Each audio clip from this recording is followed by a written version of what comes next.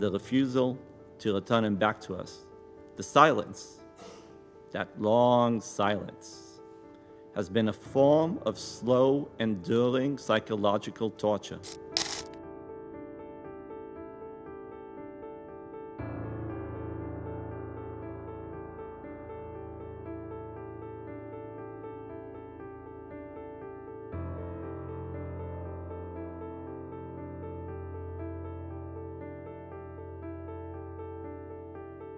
Thank you.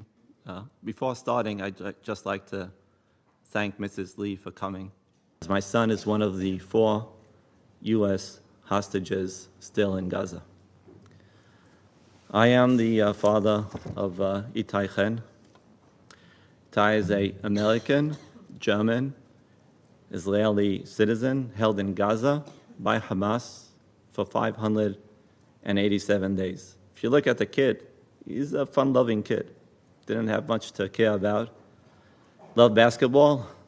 Would have been watching a basketball game, the NBA, yesterday. Boy Scout counselor, has a loving girlfriend, 2 siblings. Resolution 2474 was adopted unanimously by all 15 members of the UN Security Council. In March 24, my family was notified by the IDF that Itay most likely did not survive the October 7th attack.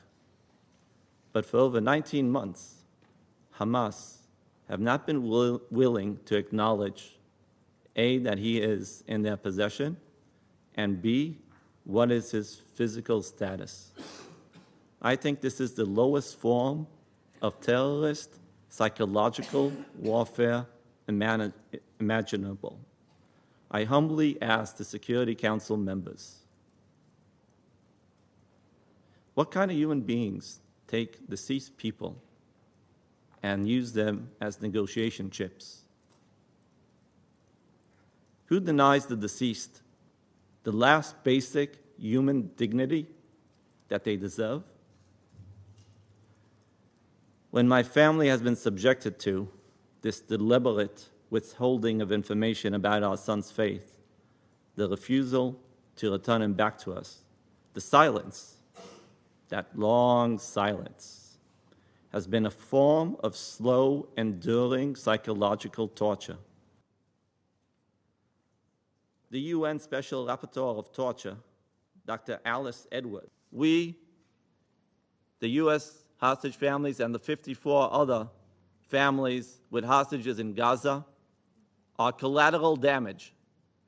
Yeah, collateral damage is the best thing I got in a conflict that has been going on for decades.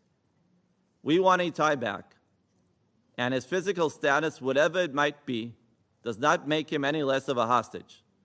I ask the Council to reflect on the leadership of President Trump that has demanded, again and again, the release of all hostages in Gaza, the living and the deceased. Since his inauguration, 46 U.S. citizens have been released from captivity worldwide. But his work, like this Security Council, is not done. Itay, at the age of 18, joined the IDF, and on that fatal October 7th, 2023, was stationed on the Israeli-Gaza border.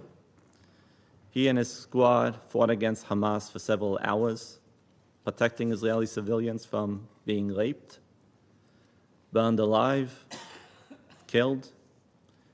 Eventually, Itay's tank was neutralized by Hamas, and 3 of the 4 tank members were taken hostage to Gaza. As such, there are basic principles all people should adhere to as people of faith.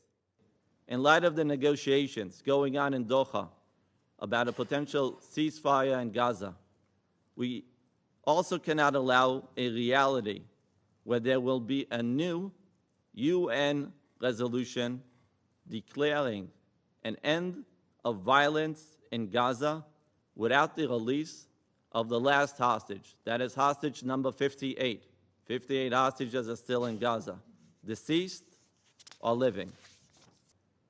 And I'd like to take this opportunity to thank Pope Leo XIV that in his first Sunday speech called for the release of all the hostages in Gaza and the ceasefire. I thank Mr. Chen for this briefing.